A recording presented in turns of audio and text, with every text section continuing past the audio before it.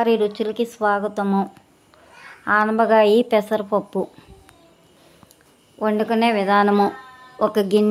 పొయ్యి మీద ఒక గిన్నె పెట్టుకొని నూనె వేసుకొని నూనె కాగిన తర్వాత ఎల్లుల్లిపాయ రెబ్బలు, ఆవాలు, జీలకర్ర వేసుకున్న తర్వాత సన్నగా తరిగి పెట్టుకున్న ఉల్లిపాయలు, పచ్చిమిరపకాయలు, కరివేపాకు ఇవి కూడా వేసుకొని ఒకసారి కలుపుకోండి.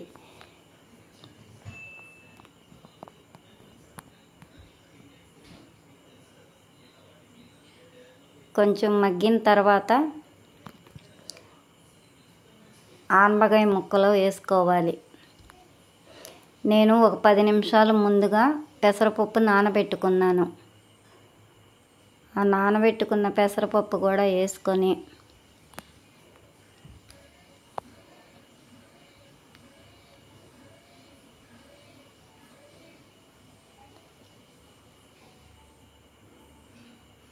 అట్లాగే కొంచెం పసుపు వేసుకొని ఒకసారి కలిపి మూత పెట్టుకోండి. ఉప్పు ముందే వేయకూడదండి, ఉప్పు వేస్తే పప్పు ఉడకదు.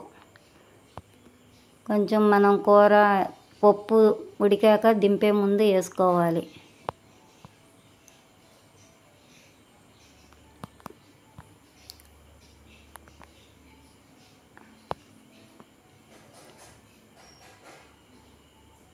ఇవ్వండి, అట్లా మగ్గిన తర్వాత కొంచెం వాటర్ వేసుకోవాలి. ఆ వాటర్ అన్నీ ఇంకాక ఉప్పు వేసుకోండి. ఇంతేనండి, ఎంతో సింపుల్గా అవుతుంది.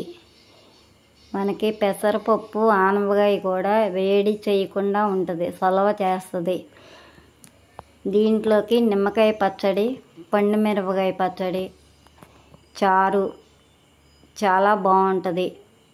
మీకు నచ్చితే ఒకసారి ట్రై చేయండి. అలాగే లైక్ చేయండి, కామెంట్ పెట్టండి.